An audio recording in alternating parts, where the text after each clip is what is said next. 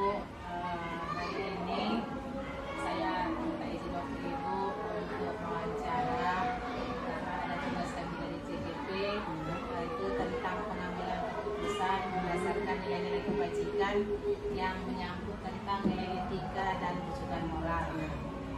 Baik Bu, boleh Bu perkenalkan dirinya Bu sebentar. Nama saya Doharni Komaria Tambunan SPG. Saya sebagai Kepala SD Negeri 085115 Kota Sibolga. Terima kasih Bu. Baik Bu, ada nih beberapa pertanyaan yang ingin saya sampaikan kepada Ibu. Yang pertama, bagaimana Ibu dapat mengidentifikasi kasus-kasus yang merupakan dilema etika atau rujukan moral? Baik, sebelumnya saya ucapkan terima kasih kepada Ibu Arifah selaku CGP. Saya senang sekali Ibu dapat terlibat dalam tugas ini. Sepengetahuan saya, dilema etika ini melibatkan dua pilihan secara benar dan dua-duanya benar, dan situlah kesulitan saya sebagai kepala sekolah untuk memilih di antara dua pilihan yang benar ini. Konsekuensi moral yang positif bagi seorang pemimpin, saya diberikan hak untuk memilih keputusan, dan apabila diberikan konsep dan menantang dalam memilih untuk dapat mengambil sebuah keputusan harus adil dan etis dan dapat diterima oleh semua orang. Saya rasa ya Bu. Itu kalau dua-duanya benar ya Bu ya. Kalau misalnya benar atau salah bagaimana Bu? Nah, kalau benar dan salah itu kan sudah jelas, yang satu salah, yang satu benar. Kita akan ditentukan oleh aturan yang ada. Jadi saya sebagai kepala sekolah tidak perlu memberatkan dan memusingkan diri. Saya harus tegas dengan keputusan yang sudah dilaksanakan dan yang sudah diterapkan, dan ini yang termasuk dalam rujukan moral itu. Baik Bu, selanjutnya selama ini bagaimana Ibu menjalankan dalam mengambil keputusan di sekolah kita, terutama untuk kasus-kasus di mana nanti ada dua kepentingan yang sama-sama benar atau sama-sama yang mengandung nilai kebajikan? Nah, itu memang menjadi dilema bagi seorang pimpinan untuk mengambil keputusan dari permasalahan yang sama-sama benar. Tetapi saya tetap berpegang teguh pada peraturan yang sudah disepakati bersama. Tapi juga melihat nilai-nilai kebaikan dan bermanfaat bagi banyak orang yang didasarkan pada rasa peduli, kasih sayang, dan memikirkan dampak jangka panjang dan jangka pendek. Berarti nilai-nilai kebajikan itu sudah ada ya Bu? Sudah ada aturannya. Baik Bu, selanjutnya langkah-langkah atau prosedur seperti apa yang Ibu lakukan selama ini? Oh, yang pertama, saya akan mengumpulkan fakta mengenai kehadiran siswa yang tidak ada pemberitahuan kepada guru. Nah, dengan melakukan analisa kasus ini, saya melihat siapa saja yang terlibat, nilai apa saja yang bertentangan. Saya membutuhkan data dan fakta yang mendukung alasan siswa kenapa dia tidak hadir, serta melakukan uji kebenaran atau salah. Yang kedua, saya akan mengadakan pertemuan dengan siswa yang terlibat dan mendengar alasan siswa tersebut dan memberi pemahaman tentang pentingnya kedisiplinan serta tanggung jawab. Yang ketiga, saya akan menyuruh guru untuk memanggil orang tua tersebut untuk berdiskusi dan mencari solusi bersama. Dan yang terakhir, saya melakukan monitoring lanjutan kepada siswa tersebut. Apakah hanya kepada siswa saja Bu? Kalau kepada guru bagaimana? Ibu melakukan monitoring juga? Termasuk kepada guru, saya juga menanyakan tentang kehadiran siswa dan monitoring terhadap guru. Selanjutnya Bu, hal-hal apa saja yang selama ini Ibu anggap efektif dalam pengambilan keputusan seperti kasus-kasus dilema etika tadi? Kalau itu saya anggap lebih efektif tentunya dengan melibatkan semua pihak terkait, yaitu siswa, guru, orang tua. Jadi kita di sini menjaga keseimbangan dalam menegakkan aturan. Jadi aturan itu termasuk disiplin, empati terhadap individu siswa. Dengan maksud saya tidak hanya menghukum, tetapi mendidik mereka untuk bertanggung jawab. Dan keputusan ini didasarkan pada nilai-nilai integritas, keadilan, dan kesejahteraan bagi siswa untuk jangka panjangnya ke depan. Kemudian Bu, agak panjang sedikit ya Bu pertanyaannya. Hal-hal hal apa saja yang selama ini merupakan tantangan dalam pengambilan keputusan pada kasus-kasus dilema etika? Kalau tantangan itu pasti banyak ya Bu ya, namanya berbagai ragam siswa. Sulit untuk menemukan yang adil dan efektif dalam mempertimbangkan segala dampak yang ada. Jadi kita harus berpikir dengan matang, jangan menurutkan emosi, jangan terpengaruh dengan arahan orang lain, dan menentukan tentang nilai-nilai kebenarannya. Karena kasus ini munculnya tidak rutin, sehingga tidak ada jadwal khusus untuk penyelesaian kasus dilema etika. Tergantung ringan beratnya kasus. Jika kasus itu ringan, maka bisa diselesaikan secara langsung saat itu juga. Tetapi jika permasalahannya berat sehingga memerlukan penanganan melalui tahapan-tahapan yang berlaku, ya kita harus meninjau fakta, data, kemudian komunikasi dengan semua pihak, yaitu murid tersebut. Kemudian kita koordinasi, bermusyawarah dengan tim untuk mengambil keputusan yang terbaik dan yang paling tepat.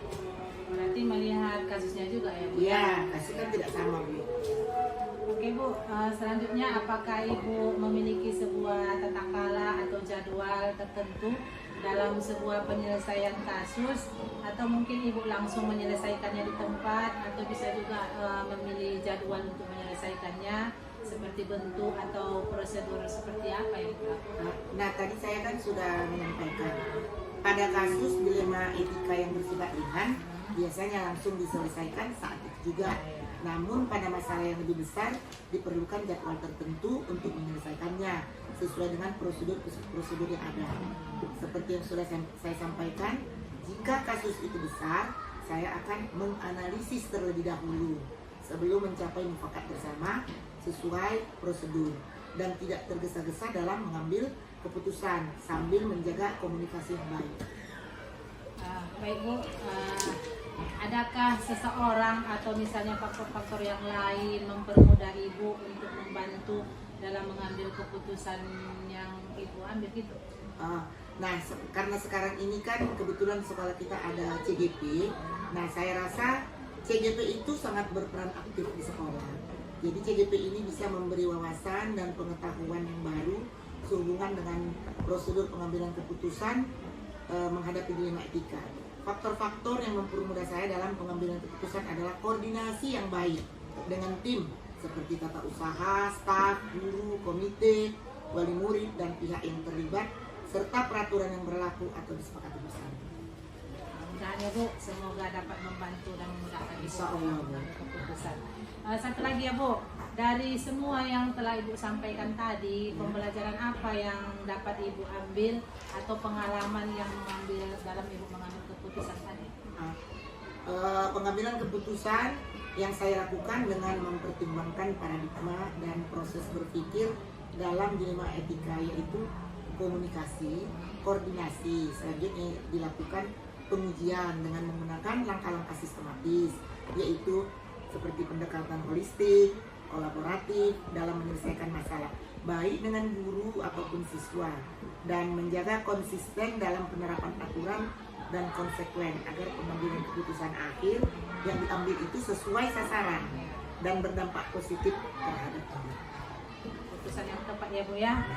Baik Bu, terima kasih saya ucapkan kepada Ibu Kepala yang telah memberikan waktunya untuk saya. Semoga apa yang saya dapatkan tadi melalui hasil wawancara kita ini kan Bu, dapatlah memberikan semangat bagi saya dan pengalaman baru dalam mengambil keputusan yang bijak dan tepat. Terima kasih ya Bu ya. Assalamualaikum. Assalamualaikum warahmatullahi wabarakatuh. Waalaikumsalam, Bu Arita. Apa kabar Bu Arita? Baik Bu, alhamdulillah. Begini Bu, saya mohon izin waktunya sebentar. Saya ingin wawancara Ibu untuk waktu sebentar terkait tentang tugas di Biro Penggerak, yaitu tentang mengambil keputusan di dalam sekolah yang sebelumnya Bu, boleh kenalkan namanya Bu? Baiklah, nama saya Irmawati Panggabean. Saya kepala sekolah di SDN 081224. hanya segitu aja perkenalannya. Boleh Bu. Nah, kita langsung ya Bu ya. Ya, Pertanyaan yang pertama yaitu selama ini bagaimana Ibu dapat mengidentifikasi kasus-kasus yang merupakan sebuah dilema etika atau bujukan moral? Baik Bu. Selama ini saya mengenali kasus-kasus itu yang dilema etika melalui konflik kepentingan yang saling bertentangan, tapi sama-sama benar. Ini sering terjadi ketika kebijakan sekolah dan kepentingan individu peserta didik yang bertentangan. Jadi dengan begitu saya bisa mengenali yang mana di dilema etika dan juga diwujudkan moral karena sama-sama benar Bu. Baik Bu. Kemudian selama ini bagaimana Ibu menjalankan pengambilan keputusan di sekolah Ibu? Misalnya terutama tentang kasus-kasus di mana ada dua kepentingan ya Bu ya, yang sama-sama benar itu atau yang sama-sama ada mengandung nilai kebajikan.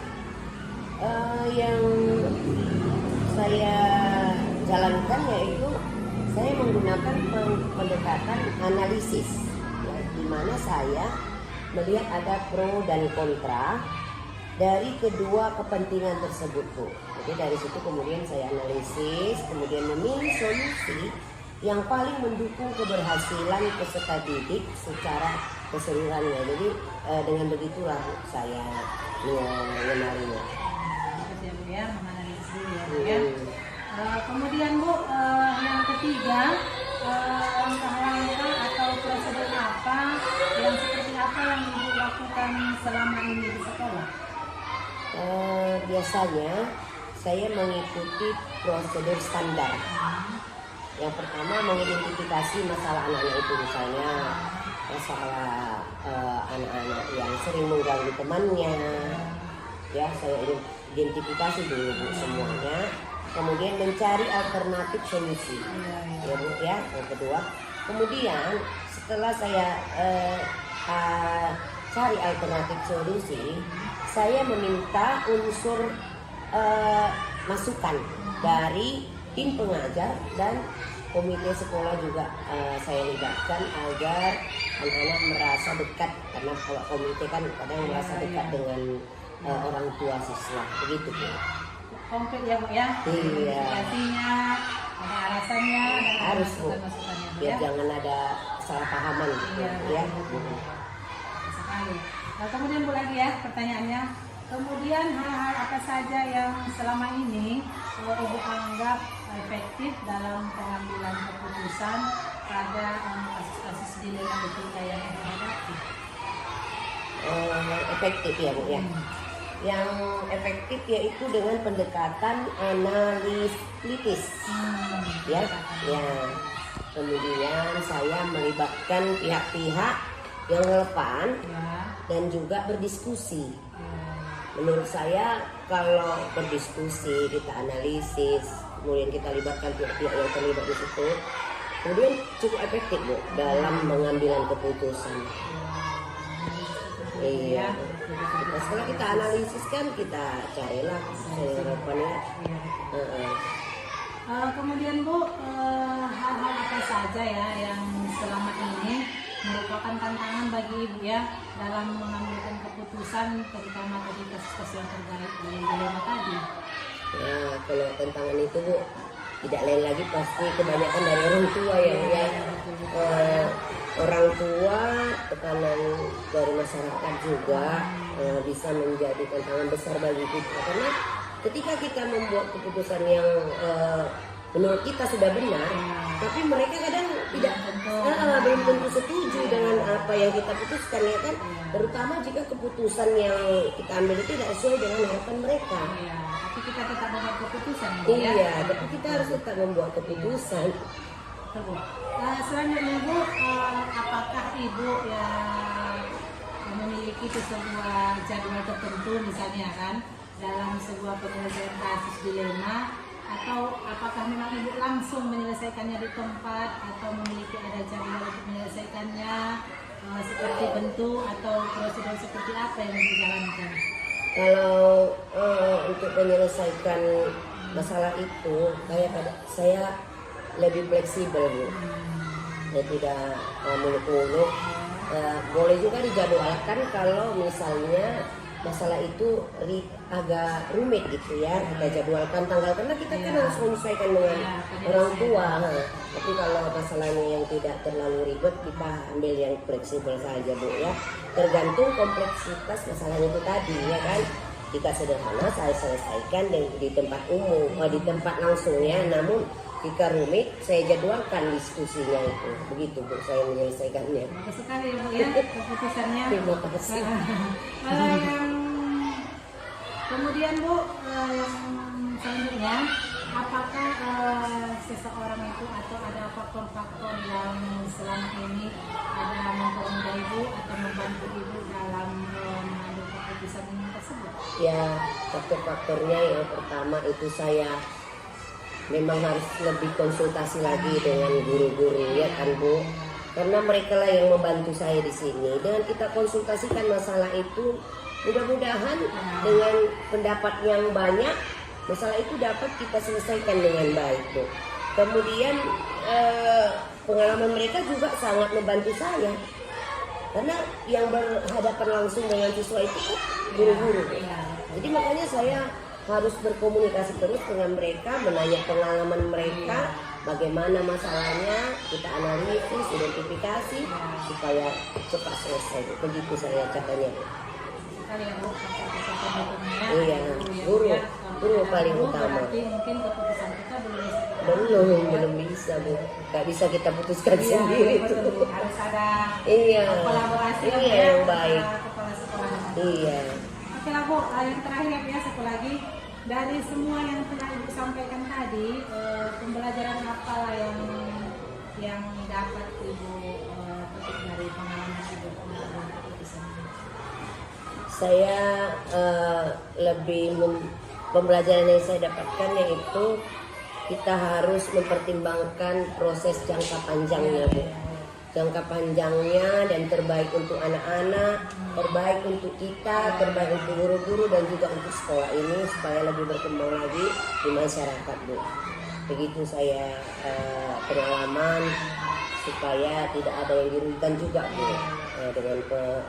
Dengan mempertimbangkan jangka panjangnya ya, kemudian kita pasti akan lebih baik. Begitu Bu. Oke Bu, bagi saya cukup jelas wawancara kita hari ini. Saya senang sekali berjumpa dengan Ibu Irma sebagai kepala sekolah. Semoga apa keputusan Ibu ambil tadi dapat bermanfaat bagi saya. Terima kasih ya Bu. Sukses juga ya Bu ya. Terima kasih Bu. Iya. Ini sih ya Bu. Iya Bu. Assalamualaikum. Waalaikumsalam.